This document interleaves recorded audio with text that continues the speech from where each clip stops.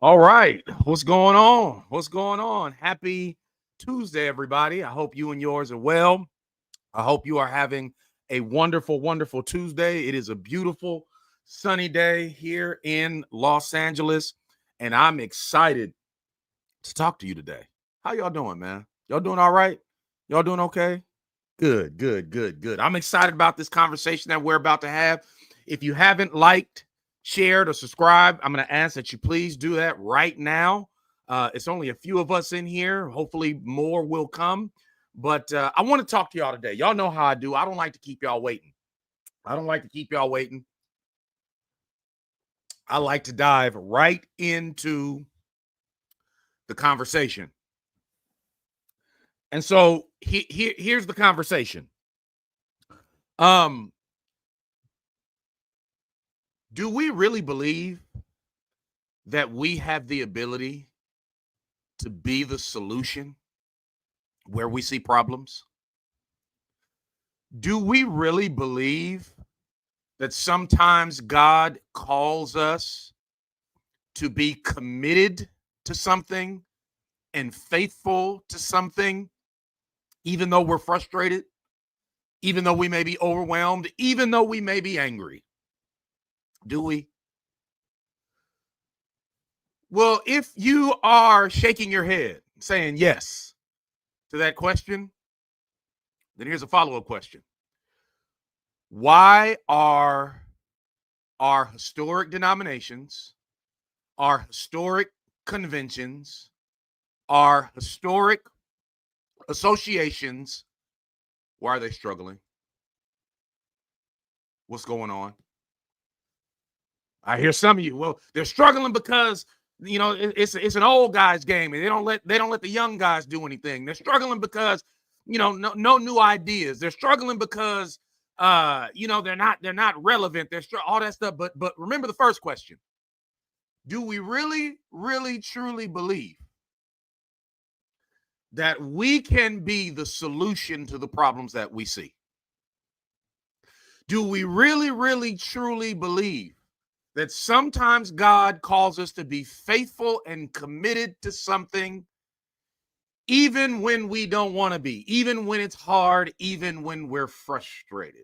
If the answer to that question again is yes, then we have to conclude that something else is happening.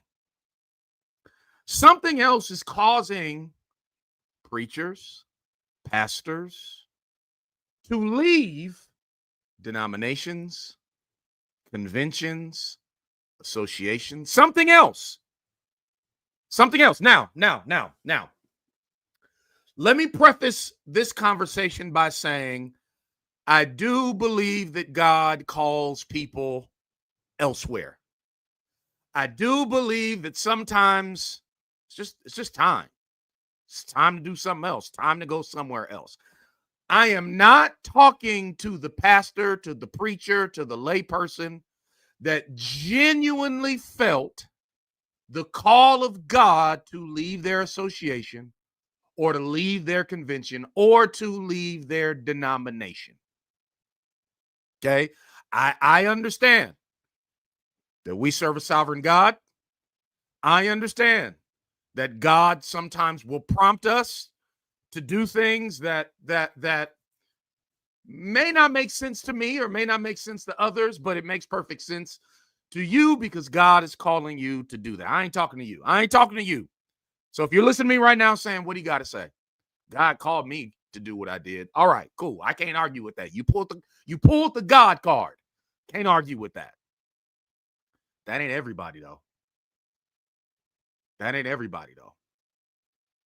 That ain't everybody though. Some people left because they're disgruntled. Some people left because of a fallout.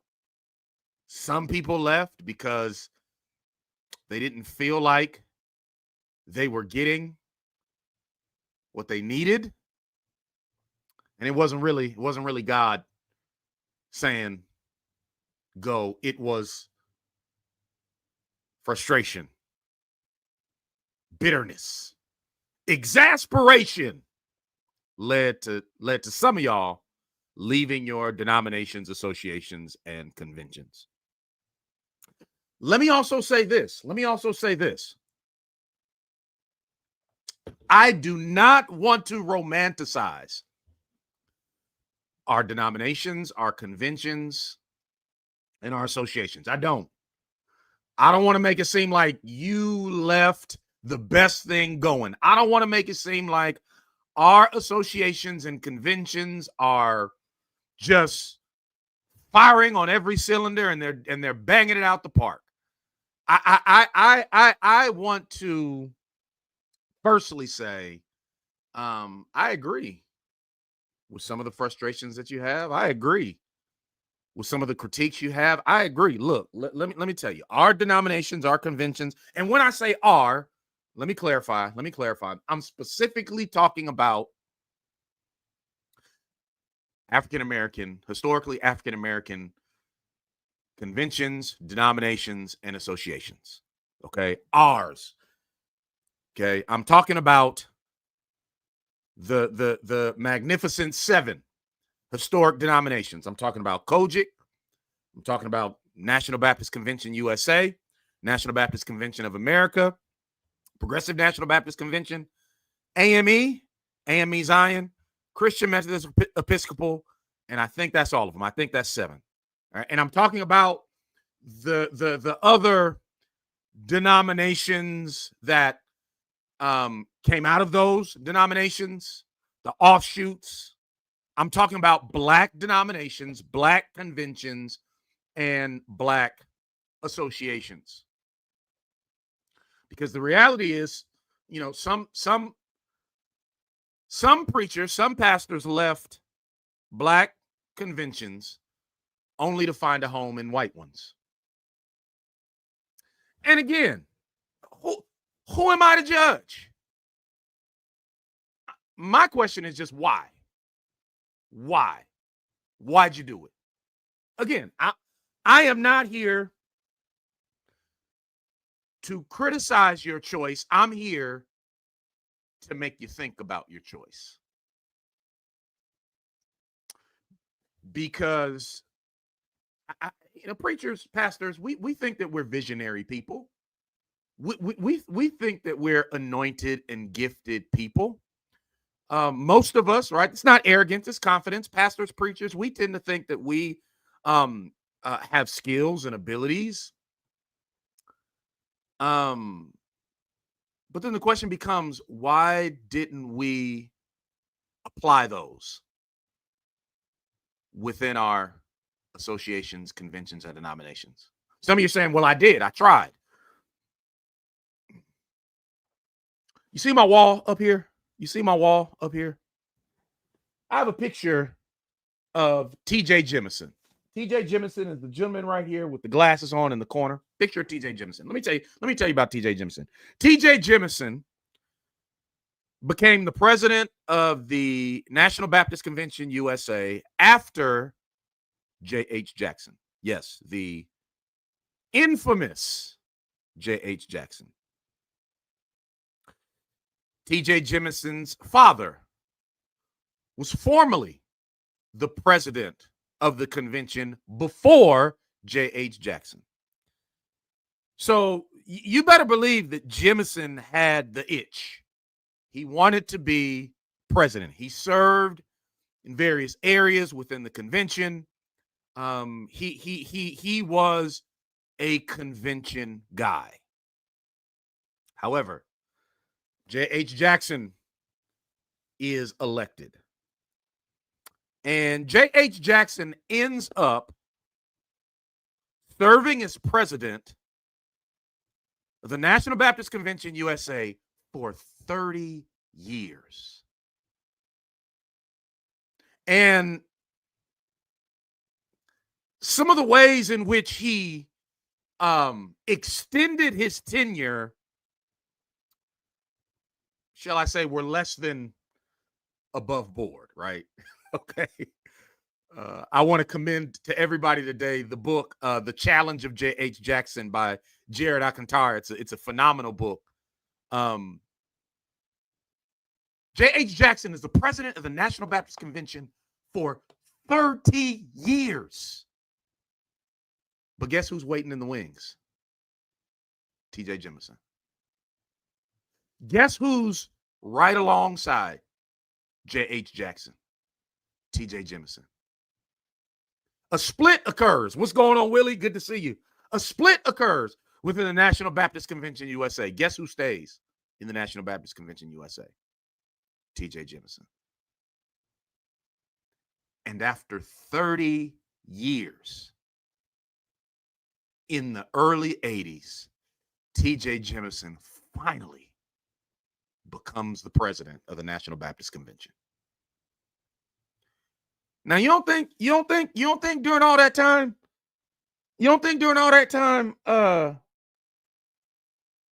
TJ Jimson felt like, I don't know if I can do this. You don't think during those long 30 years, TJ Jimson didn't have quiet moments where he said, J.H. Jackson ain't never leaving. I'm out of here.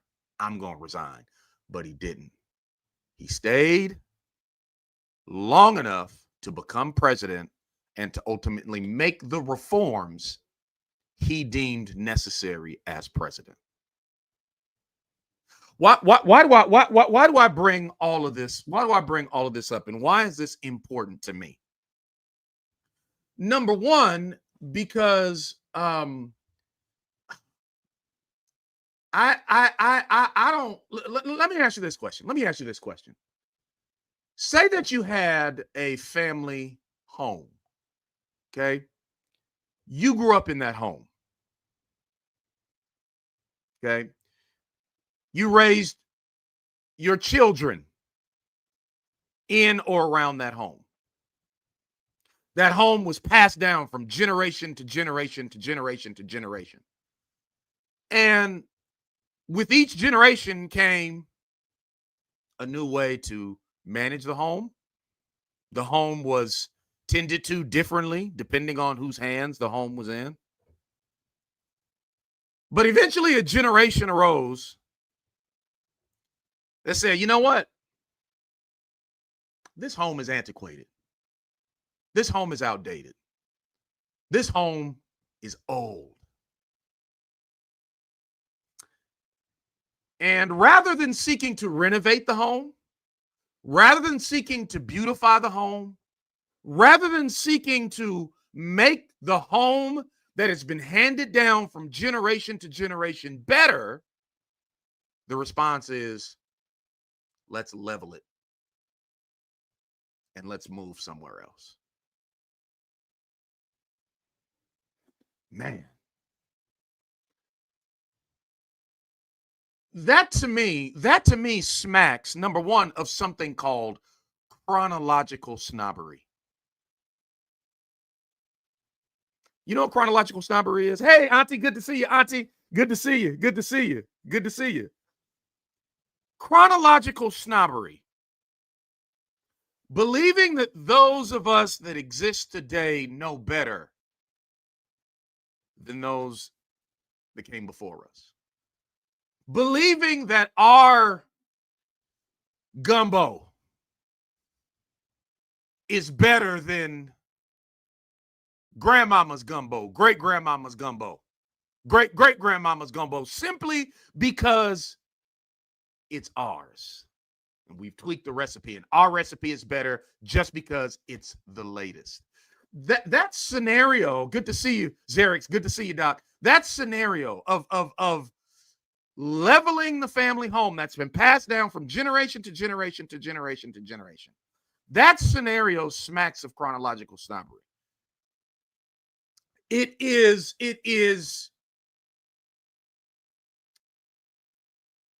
being either hostile or indifferent toward all of the people, the ancestors, the family members that came before you, labored hard, worked hard, built the foundation, did what they could to pay the mortgage. Now, does the house need to be renovated and restored? Absolutely. But renovate it, restore it. Don't level it. And so when we're talking about our conventions and our ministers' conferences and our associations and our denominations, um, they were strong, y'all. They were strong. 60s, 70s, 80s, round about the 90s, you start seeing some cracks in the foundation that accelerates 2000s, 2010s. They're really struggling, and now here we are in the 2020s, and our once vaunted conventions, denominations, associations, they are, a lot of them, many of them are on life support. And the inheritors, the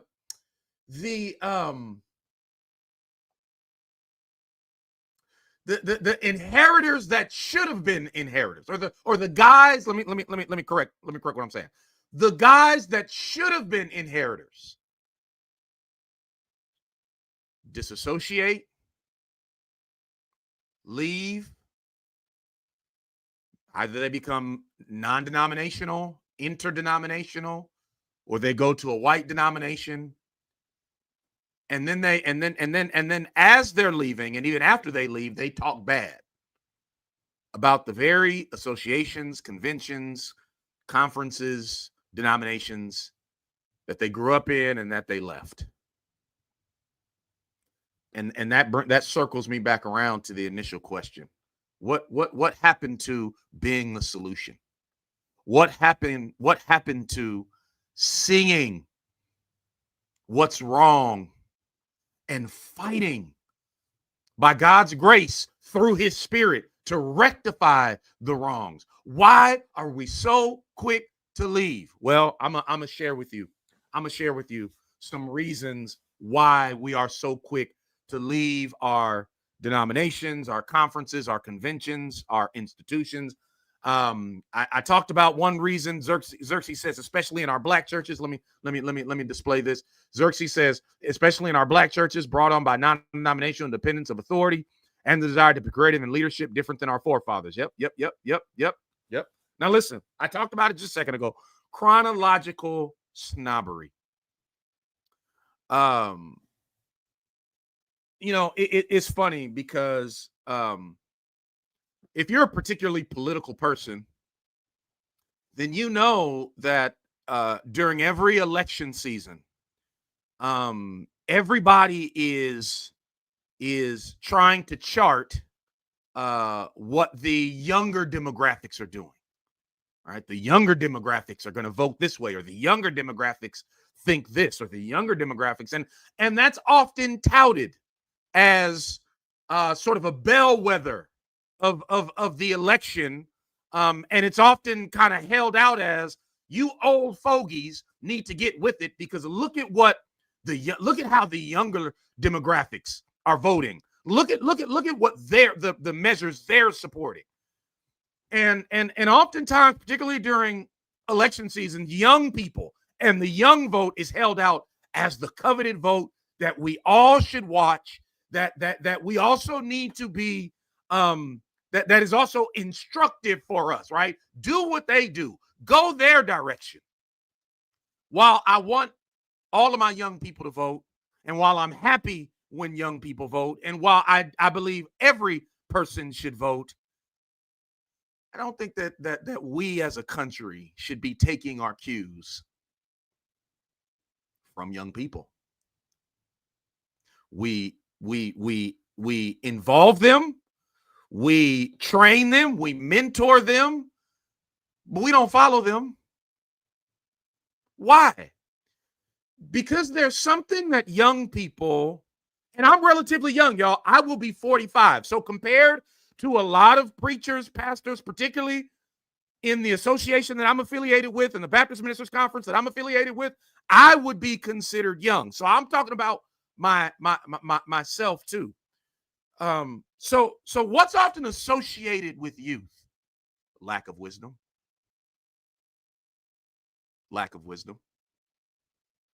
Which is why, like, you want to know what young people are doing politically, you clamor to follow the youth vote, but I bet you ain't letting a 21-year-old manage your 401k.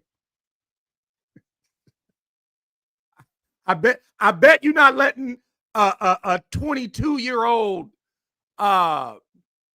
manage your financial portfolio. Now I'm laughing because one of the reasons why we see our conferences, denominations, associations, and conventions floundering is because what I call the arrogance of the young preacher. And again, I would be considered a young preacher by most of my brother pastors within the association and the convention. I would be considered a young guy. So I'm putting myself in the arrogance of the young preacher, thinking that we know better, thinking that our style is the best thing since sliced bread, and what they got going over there or what they're doing over there, if it's not what I'm doing or what we're doing, then it needs to be discredited. It needs to be shunned and lambasted as quote unquote irrelevant. The arrogance of the young preacher is real. The arrogance of the young preacher causes a young preacher to go to an established, let's say 150-year-old church, and in 6 months tear it up with no regard to the legacy that was laid before. The arrogance of the young preacher causes the young preacher to preach a sermon to pastors, older pastors, where he in his sermon is scolding older pastors for their short-sightedness and their archaic views. Younger pastors, we have to be really careful. We have to be really, really careful because we can easily fall into the pool of hubris where we think that everything that we do is better than everything that they did. Therefore, tear it down or leave it alone. Here's another reason why I think we're leaving our conventions, denominations, without sticking in and seeking to be the change that we seek to see. You see this? Let me zoom in. Let's see if I can get this zoom to work. Zoom in, zoom. Zoom in, zoom. Come on, zoom. Track me, follow me. Zoom, zoom. Okay, it's not working. You see this?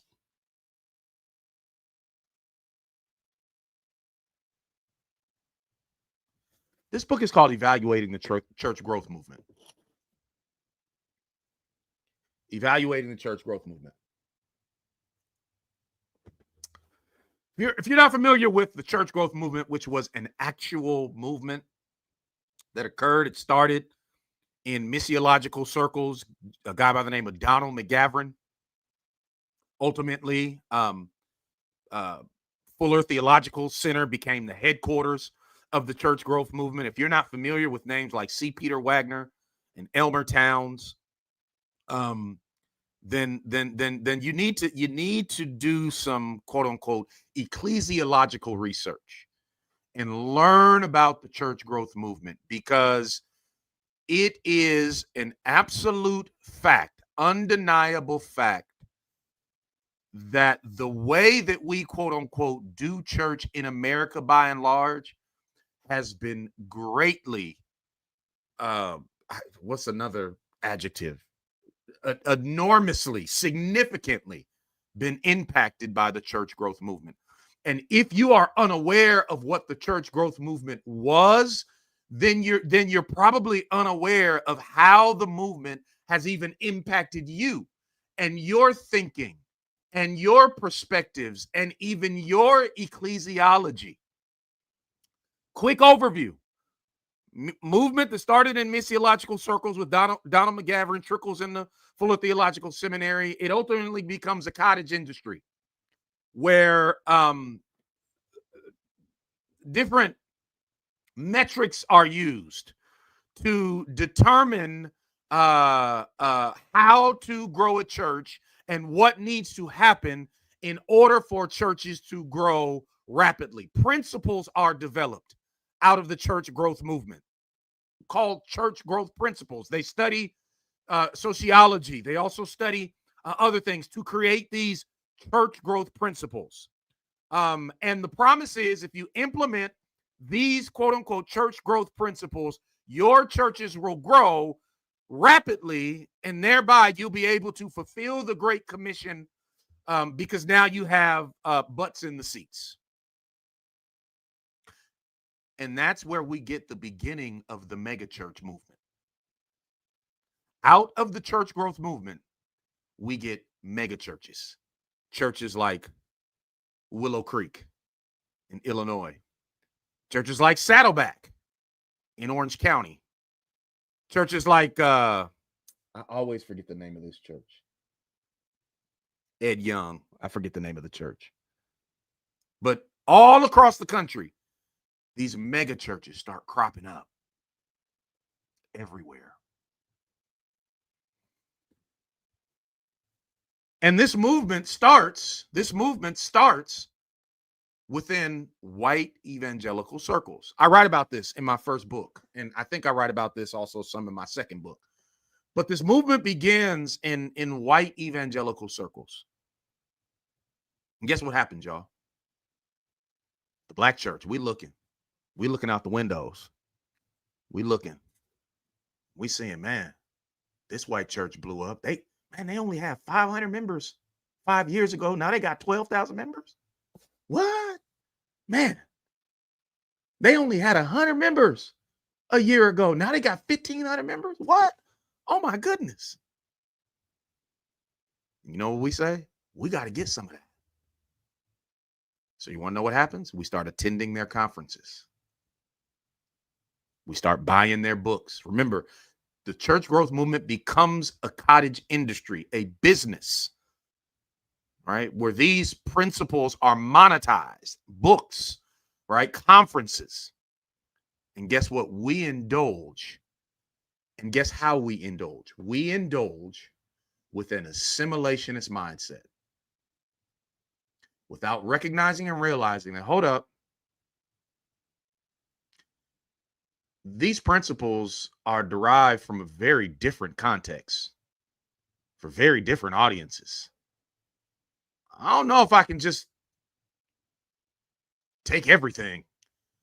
I might have to eat the meat and spit out the bones here because, but a lot of us didn't do that.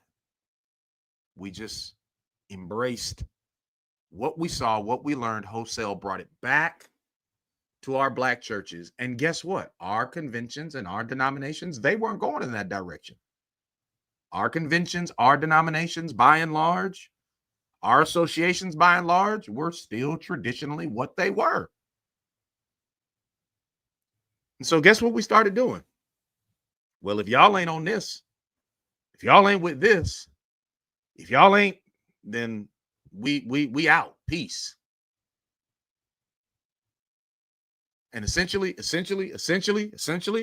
what that is white ecclesiological ice is colder.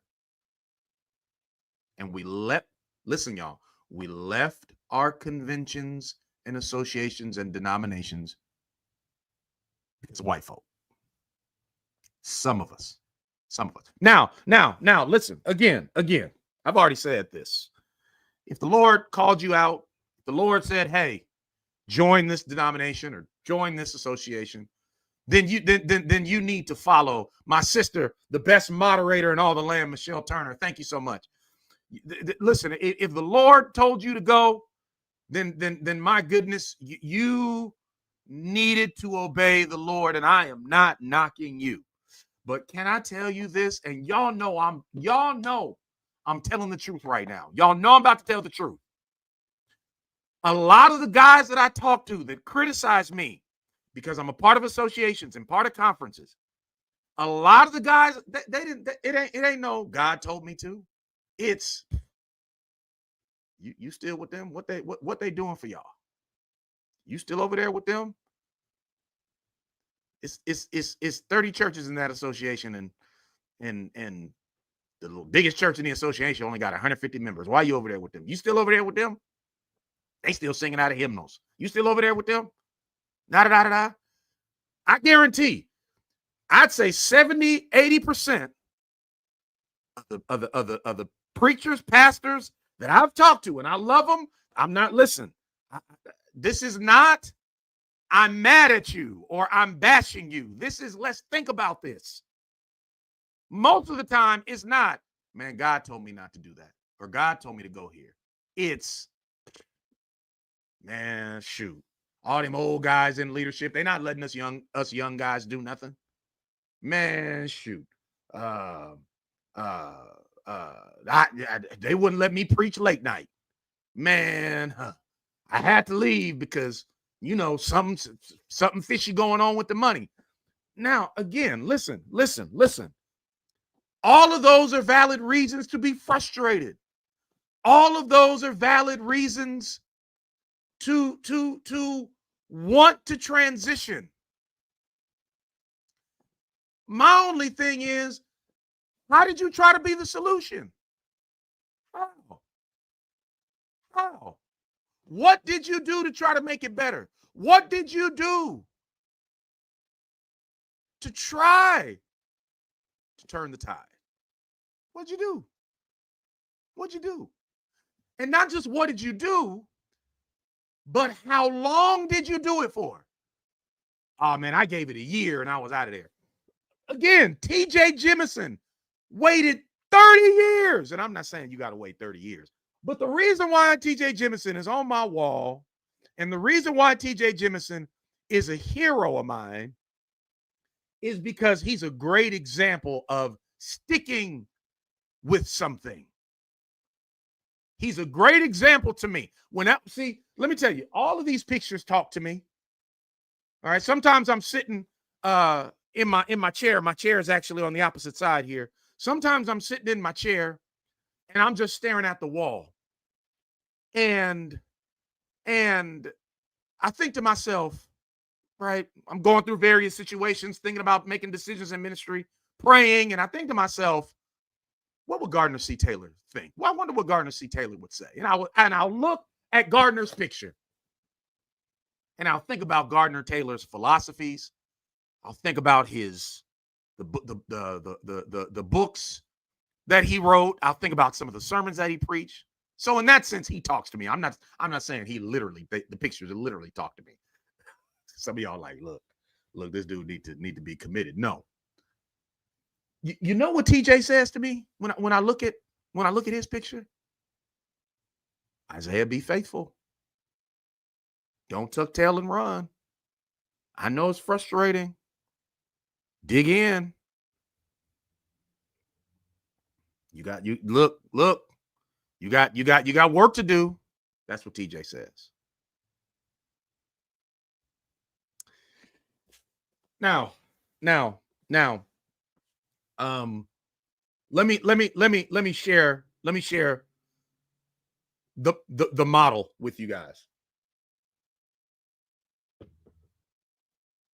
And TJ knows this model. I think intuitively we all know this model. We don't like it. The model to have impact in a denomination, in an association, in a convention, in a conference. And I'm not talking about a teaching conference. I'm talking about like a minister's conference. The model to become a change agent, the model to actually have influence, the model. You ready? You get involved, you show up, You stay committed. You pay your dues.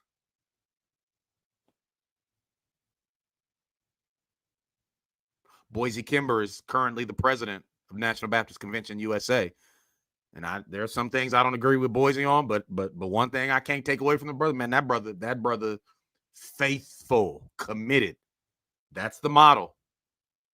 And the reality is that particularly some of us younger preachers, we don't like that model. We like instant influence.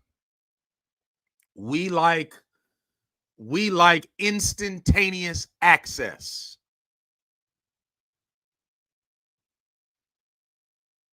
But that can't be. And that's, quiet as it's kept, that's why a lot of people go non-denominational, interdenominational. That's why a lot of people leave the associations. Lack of influence, lack of a voice, and frustrations because of a lack of influence and lack of a voice. The only way the influence will be established and the only way the voice will be heard is by paying your dues and being faithful and committed. And that's what we need. That's what we need. Well, I don't know why. Why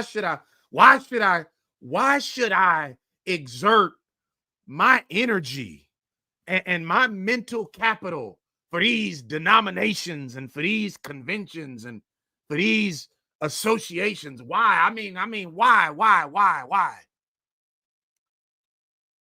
I'm part of the Pacific District Missionary Baptist Association here in Los Angeles. At one point, the association was the association in LA. I mean, giants. I'm talking about the best known preachers. They were affiliated with the Pacific District Missionary Baptist Association. We just came out of our annual session. We just came out of our annual session last week. And hear me, it was our 93rd annual session.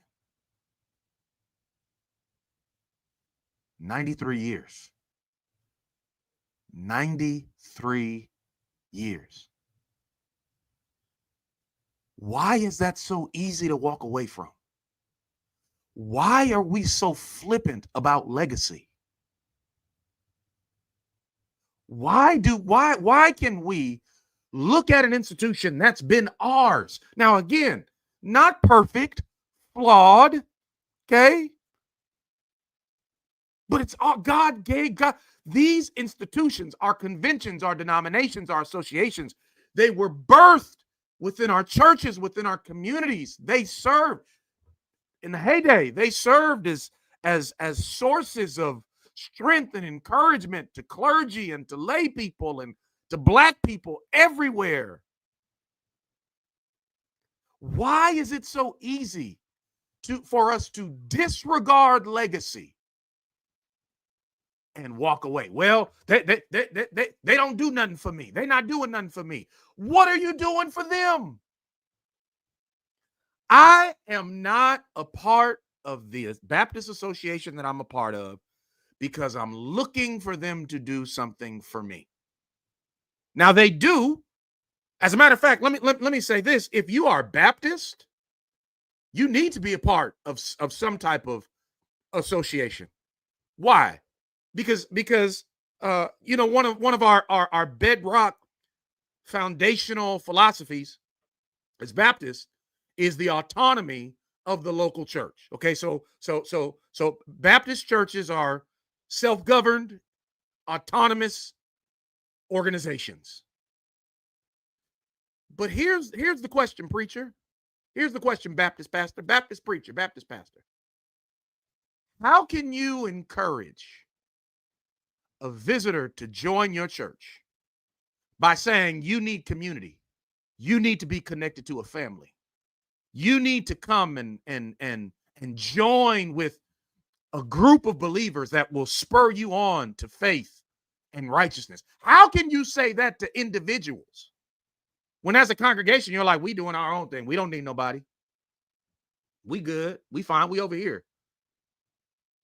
You want individuals to recognize the benefit of community, but you don't see the ecclesiological imperative for local churches.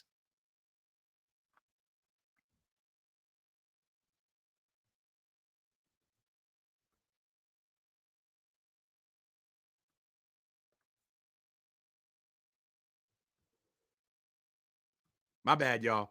My bad. My bad, y'all. My camera gets hot, cuts out. But do you see what I'm saying? Baptist churches particularly need to be a part of associations, conventions. Yes, yes, because I think it's hypocritical to tell parishioners you need to be a part of a community.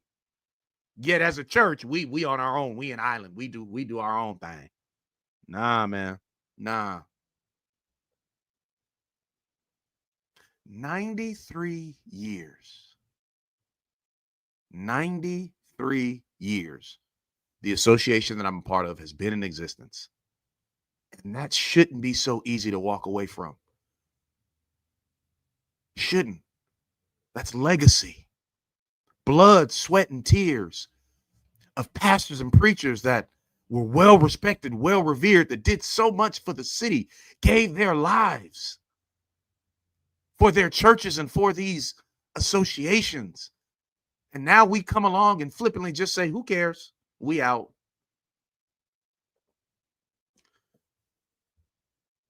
And because I've been a part of my association and I've labored and I've worked in the association and I love the association. I love the brethren. I love the fellowship. I love the association.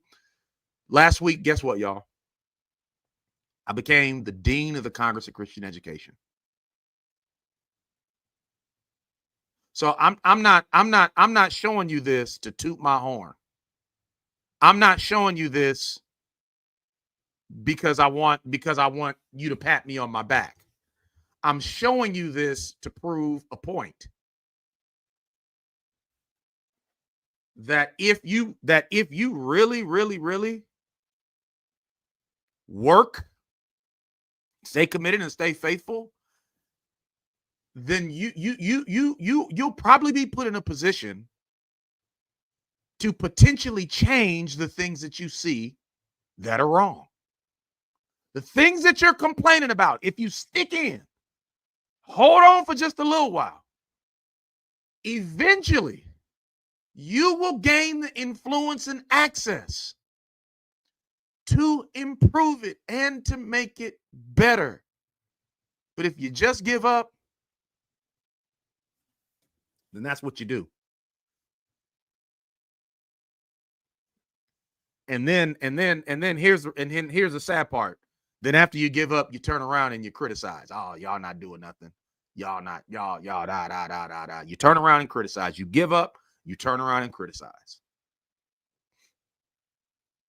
And my thing is, you shouldn't just be critiquing the convention, the association, the denomination. You should also be critiquing the person in the mirror. And you should be asking the person in the mirror, man, why couldn't I stick it out? Why couldn't I apply myself? Why did I get frustrated to the point where I jumped ship? Y'all, listen, our associations, conferences, conventions, they're not perfect. They're not perfect. They need help. But man, God has used them. God has used them mightily. Mightily. And I feel like we owe it to the Lord, to ourselves, and to our predecessors, to our forefathers, to the matriarchs and patriarchs, to do what we can to be change agents and to be champions for the cause. All right, let me look at some of these comments. Oh, Michelle, thank you. Congratulations. I appreciate you. Thank you. Thank you. Thank you. Thank you. I'm excited about it. JM, good to see you, Doc. Salute to you, my friend. Listen, I'm excited. I am excited. Y'all know all of this stuff ties into what I believe that the Lord called me to do. All of this is intertwined with Black Church Empowered and the passion that I have to see that the Black church flourishes into the 21st century and beyond. And so I am elated. I am elated, and selfishly, I want people to join me. You know what I mean? Like I would love for a pastor in LA to see this and say, hey, I want to look into the Pacific District. Or if it's not the Pacific District, the Fellowship District, or associations within the Western Baptist State Convention or the California Baptist Convention, right? Like I'm hoping that pastors, preachers will listen to this and say, you know what, let me take a second look. All right.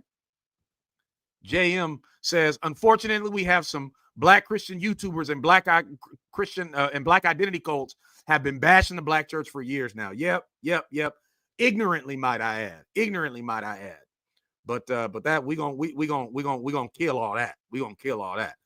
Michelle says, all the knowledge and know-how we gain is taken. How are we going to grow the next generation in orthodoxy if we take that outside the Black church? Absolutely right.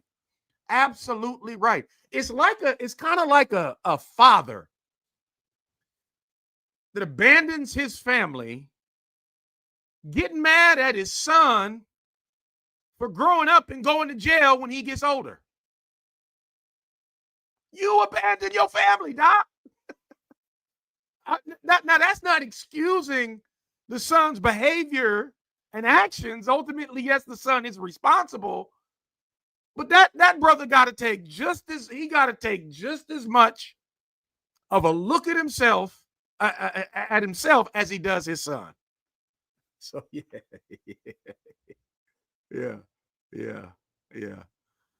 Your sentiments can be loosely echoed by the gospel song "Hold On." That's right.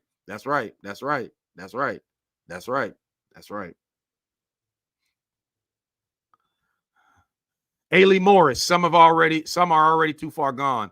We're not to have fellowship with them. None of the denominations that I've mentioned are too far gone. So when you say some of them, I would need you to clarify. These are Christian denominations, not perfect, but they are Christian denominations. So, yeah.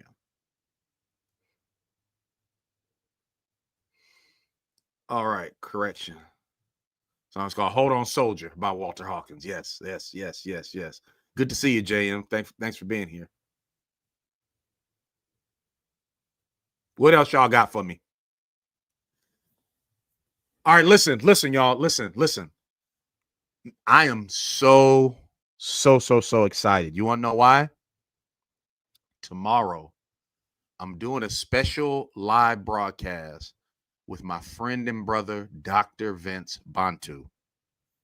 Dr. Vince Bantu has completed a game-changing book. Game-changing. As a matter of fact, it's an ancient African systematic theology.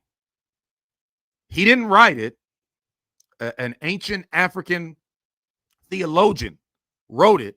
What Dr. Bantu did is he translated it from the ancient language. I don't know if it's ancient Coptic or Giz. I'm not sure what language it was, but he translated it for the very first time. We, as English speakers, as a matter of fact, the world essentially has never seen this work in the English language until now. Do you know how huge this is? A systematic theology from an actual Ethiopian African theologian that he's translated from that ancient language to English. And tomorrow I'm going to be the very first person to interview him and to talk about that book. Woo! So y'all want to be here. It's going to happen tomorrow at 4 p.m. Pacific Standard Time. is gonna be phenomenal. JM says, stay the course, don't give up. Doc, listen. I said that I'm going to do at least 2 broadcasts a week, and by God's grace, I've for the past I don't know how many weeks I've done that, and Lord willing, I'll continue to do that as long as I have breath in my body. All right, y'all, I'm finna head out. If you haven't liked, like. If you haven't liked, like. If you haven't shared, share. Please subscribe. I'm trying to grow this channel, but I need your help to do that. Now, will you please stick around for just a second to watch the broadcast that we have coming up, and the book that I'm going to be talking about tomorrow. You'll see it. You'll actually see it in this clip that I'm about to roll. It's actually on the graphic that I'm about to roll. But I want you to see the upcoming shows that we have on this channel, because I want you to subscribe, hit the notification bell, and I want you to be with us on this journey. All right? Appreciate y'all. Y'all have a wonderful Tuesday evening. Grace and peace. Bye-bye.